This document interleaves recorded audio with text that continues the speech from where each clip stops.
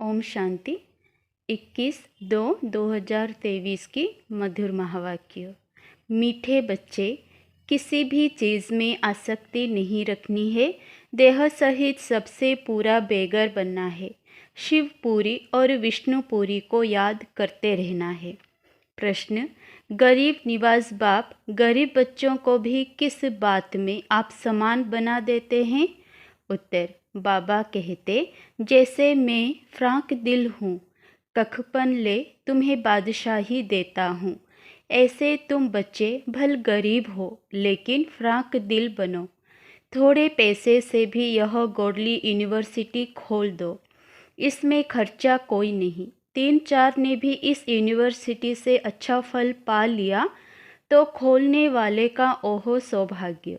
सिर्फ सपूत बनकर रहना, कभी काम क्रोध के वश सतगुरु की निंदा नहीं कराना। ओम शांति।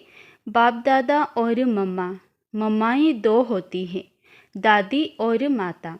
यह तुम्हारी बड़ी माँ है, परंतु बच्चों को संभालने के लिए जगत अम्बा निमित्त बनी हुई है। शिव बाबा है बहुरूपी, वह बहुत खेलपाल भी करते हैं, स्वहेज होते हैं ना। जब सगाई होती है तो भी स्वहेज करते हैं, और जब शादी का समय होता है तो दोनों फटे हुए कपड़े पहनते हैं, तेल लगाते हैं। यह रस्म भी यहाँ की है। तुम बच्चों को भी बाप समझाते हैं कि पूरा बेगर बनना है, कुछ भी नहीं होगा तो सब कुछ मिल जाएगा, देह सहित कुछ भी ना रहे। शिवपुरी विष्णुपुरी तरफ ही बुद्धियोग लगाना है, और कोई भी चीज़ में आसक्ति ना हो।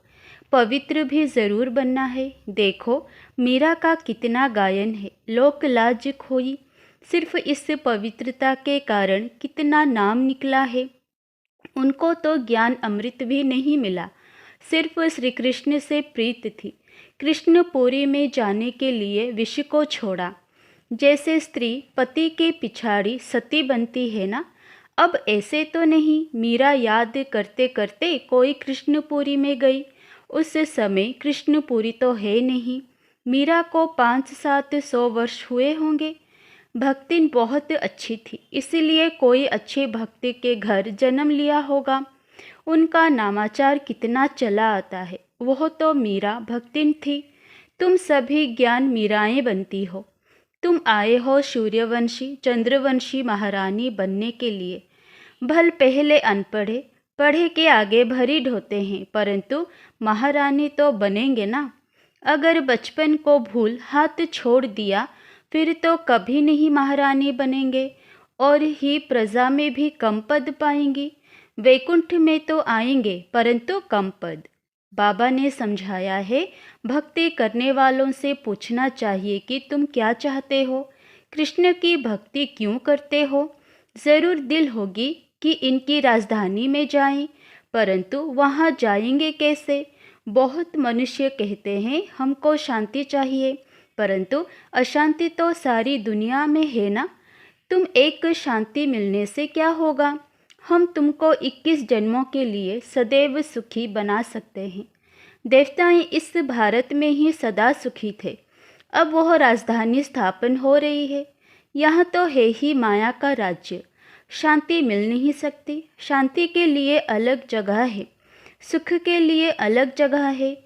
सुखधाम में सब सुखी होते हैं, कोई एक भी दुखी नहीं रहता, और दुख धाम में फिर एक भी सुखी नहीं रहता। यथा राजा रानी तथा प्रजा सब दुखी ही दुखी है। सुख धाम में कभी जानवर भी दुख नहीं पाते। शांति की दुनिया ही अलग है, जिसको निर्वाण धाम कहते हैं फलाना निर्वाण धाम गया, परंतु गया कोई भी नहीं है। अगर खुद चला गया तो फिर क्या करके गया। सब दुखी ही दुखी हैं, कितने लड़ाई झगड़े हैं। वह कहते हमारे देश से हिंदू निकल जाएं, वह कहते फलाने निकल जाएं। एक दो को सहन नहीं कर सकते। अब बाप भी देखते हैं अनेक धर्म हो गए हैं तो लड़ते रहते हैं, इसीलिए सभी देह के धर्मों को निकाल देते हैं। बाप कहते हैं जो भी धर्म वाले हैं सबको हम देह के धर्मों से निकाल देंगे। सतयुग में सिर्फ एक देवता धर्म रहता है। यह सब ज्ञान तुम बच्चों की बुद्धि में है। हाथ में चित्र उठाए जाकर वानप्रस्थियों को समझाना चाहिए। मंदिरों में जाना चाहिए, उनसे पूछना चाहिए, शंकर के आगे शिव दिखाते हैं तो ज़रूर वह शंकर से बड़ा हुआ ना। अगर शंकर भगवान का रूप है तो फिर उनके सामने शिवलिंग रखने की क्या दरकार है। सन्यासी अपने को ब्रह्मज्ञानी तत्वज्ञानी कहलाते हैं। शिव का उनको पता भी नहीं है। तत्व तो रहने का स्थान है, वह फिर ब्रह्म और तत्वों को भी एक नहीं मानते। अच्छा, ब्रह्मज्ञानी तत्वज्ञानी है, फिर अपने को शिव क्यों कहलाते। वह तो समझते हैं शिव भी एक ही है, ब्रह्म भी एक ही है। अब ब्रह्म तो है ही रहने का स्थान। मनुष्य तो बहुत मूंझे हुए हैं। तुम बच्चों को अब होशियार होना है। तुम सन्यासियों को भी समझा सकते हो, उनसे भी कोई निकलेंगे जो असुर देवता धर्म के होंगे। वह झट ज्ञान को समझ लेंगे। कोई 3-4 जन्मों से कन्वर्ट हुए होंगे तो इतना जल्दी नहीं निकलेंगे। ताजे गए होंगे तो झट निकलेंगे। बाबा में कशिश है ना, बाप है चुंबक, आत्माएं हैं सुइयाँ। अब सुइयों पर कट चढ़ी हुई है, कट वाली सुई ऊपर कैसे जाए। पंख टूटे हुए हैं, कट वाली चीज़ मिट्टी के तेल में डाली जाती है। बाबा भी इस ज्ञान अमृत से सबकी कट निकालते हैं, फिर हम सच्चा सोना बन जाएंगे। तुम अभी पत्थरनाथ से पारसनाथ बनते हो। भारत पारसपुरी था, अब देखो सोने का दाम कितना चढ़ गया है, फिर वहाँ बहुत सस्ता हो जाएगा। तो भारत जो अब पत्थरपुरी बना वह फिर पारसपुरी बनेगा। हमारी बुद्धि में यह चक्र फिरता रहता है। सारा दिन चक्र बुद्धि में फिरेगा, तभी चक्रवर्ती राजा रानी बनेंगे। दुनिया में इन बातों को कोई भी नहीं जानते हैं। तुम जानते हो, सतयुग में जो राज्य करते हैं उन्होंने 84 जन्म होते हैं, फिर त्रेता वालों के ज़रूर कम होंगे। कहाँ 84 जन्म, कहाँ फिर 84 लाख कह देते हैं। फिर तो कल्प भी इतना लंबा होना चाहिए जो इतने जन्म हो। यह है सब गपोड़े। हमेशा पहले तो चित्र सामने दे देना चाहिए। पैसा तो तुम कभी नहीं मांगना, तुम्हारा काम है उनको देना। कुछ भी उनको देना होगा तो आपे ही देंगे।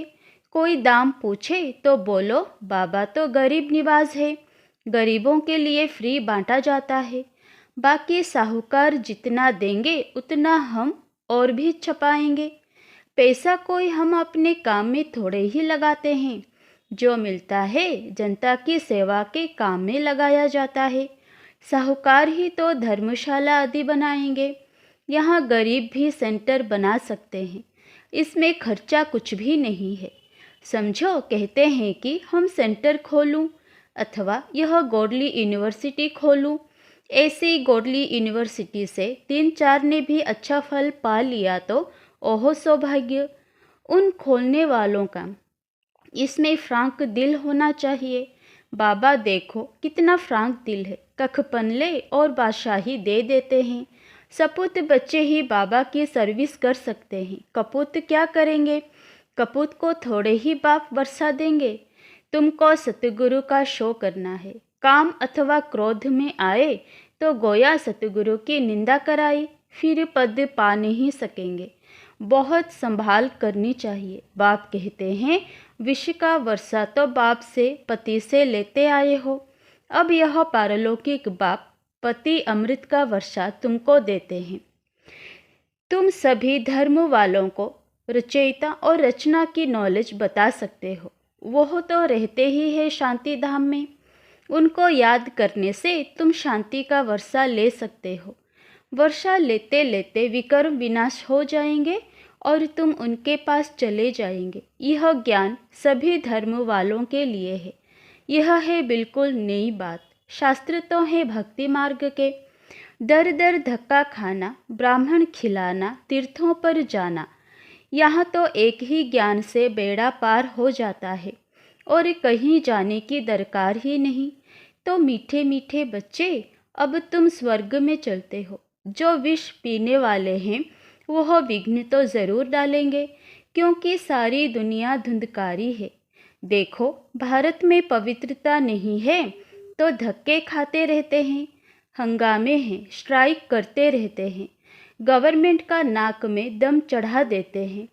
गवर्नमेंट साफ कह देती है कि इतना खर्चा हम लावे कहाँ से, तो वो कहते हैं तुम लोग मौज उड़ाते हो, धन इकट्ठा करते रहते हो। हमने क्या गुनाह किया है? हमको तनख्वाह चाहिए, स्ट्राइक कर लेते हैं तो धंधा ठहर जाता है। यह सब होना ही है। कहाँ सब्जी नहीं मिलेगी, कहाँ दूध नहीं मिलेगा, जहाँ तहाँ खिटपिट है। यह सब हंगामा हो फिर शांति होगी विनाश का। और फिर विष्णुपुरी का साक्षात्कार तो अर्जुन को भी कराया था ना, तुमको भी अभी हो रहा है। देखो, कहाँ बरसात नहीं पड़ती है तो भी यज्ञ रचते हैं, कहाँ बहुत अशांति होती है तो पीस के लिए यज्ञ रचते हैं। परंतु पीसफुल तो एक ही भगवान है। वह जब आए तो शांति का दान देवे, देने वाला तो वह एक ही है ना। देखो, तुम कितने लाडले बच्चे हो, बहुत जन्मों के बाद अंत में आकर मिले हो, तो अब पूरा सौभाग्य लो। बच्चों को टोलपुट मीठे बच्चे कहा जाता है। मिठाई खिलाई जाती है, वह होती है जिस्मानी मिठाई। यह है रूहानी मिठाई जो रूहानी बाप देते हैं। देही अभिमानी हो रहना बड़ी भारी मंजिल है, इसमें मेहनत है। बाबा कहते हैं 8 घंटा तो देही अभिमानी बनो, फिर भल शरीर निर्वाह अर्थ काम भी करो। रात को जागो तो बहुत अच्छी लगन रहेगी, कमाई है ना। हे नींद को जीतने वाले बच्चे, मुझ बाप को श्वासों श्वास याद करो, विचार सागर मंथन करो। रात दिन जितना योग में रहेंगे उतना विकर्म विनाश होंगे, और जितना ज्ञान सिमरण करेंगे उतनी कमाई होगी।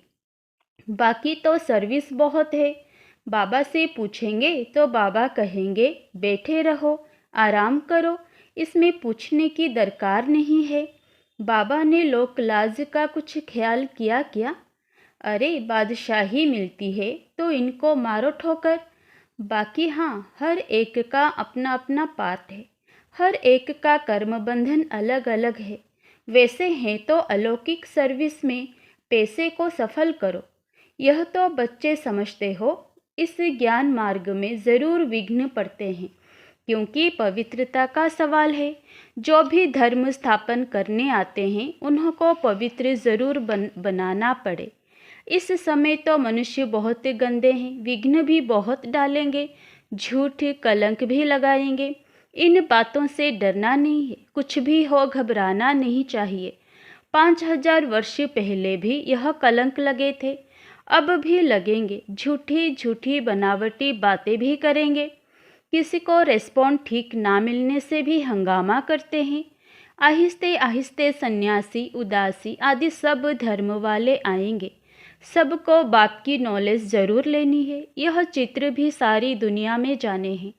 कभी क्रोध में आकर वाद विवाद नहीं करना। भले जाए कोई निंदा करे, गुस्से में कभी नहीं आना चाहिए। बच्चों को रिफ्रेश हो फिर सर्विस करनी है। दिन प्रतिदिन कायदे कानून भी सुधरते जाएंगे। दुनिया के कायदे कानून तो बिगड़ते जाएंगे, क्योंकि वह तो तमोप्रधान बनती जाती है। हम तो सतोप्रधान बन रहे हैं। अच्छा, तुम बच्चे हो राज ऋषि, तुम कहेंगे हम अभी तपस्या कर रहे हैं वानप्रस्थ में जाने के लिए। ऐसा जवाब देने का कोई मनुष्य को अकल नहीं है। वह तो वानप्रस्थ को समझते ही नहीं। तुम कहेंगे हम राजयोगी हैं, जीवन मुक्ति के लिए तपस्या कर रहे हैं। सिखलाने वाला है पारलौकिक परमपिता परमात्मा, ज्ञान का सागर। ऐसे ऐसे माताएं बैठे समझाएं तो सब वंडर खाएंगे। बोलो, हमको पारलौकिक परमपिता परमात्मा पढ़ा रहे हैं, भविष्य उच्च पद प्राप्त कराने के लिए। अच्छा, मीठे मीठे सिकिलधे बच्चों प्रति माता पिता बाप दादा का याद प्यार और गुड मॉर्निंग। रूहानी बाप की रूहानी बच्चों को नमस्ते। धारणा के लिए मुख्य सार 1 नंबर, भल कोई निंदा करे, हमें गुस्सा में नहीं आना है, किसी से भी वाद विवाद नहीं करना है, रिफ्रेश हो फिर सर्विस करनी है। नंबर 2, नींद को जीतने वाला बनना है, रात को जाग कर भी बाप को याद करना है और ज्ञान का सिमरन करना है। देही अभिमानी रहने की प्रैक्टिस करनी है। वरदान, इंतज़ार को छोड़ इंतज़ाम करने वाले वियोगी के बजाय सहयोगी सो सहज योगी भव। कई बच्चे इंतज़ार करते हैं कि यह छोड़े तो छूटूं, यह टकराव छोड़े तो छूटूं, लेकिन ऐसा नहीं होता। यह तो माया के विघ्न व पढ़ाई में पेपर समय प्रति समय भिन्न भिन्न रूपों से आने ही है। तो यह इंतज़ार नहीं करो कि फलाना व्यक्ति पास करे, फलानी परिस्थिति पास करे, नहीं, मुझे पास करना है। ऐसा इंतज़ाम करो, सदा श्रीमत की अंगुली के आधार पर चलते सहयोगी सो सहज योगी बनो, कभी सहयोगी कभी वियोगी नहीं। स्लोगन, अपने उमंग उत्साह द्वारा अनेक आत्माओं का उत्साह बढ़ाना, यह सच्ची सेवा है। अच्छा, ओम शांति।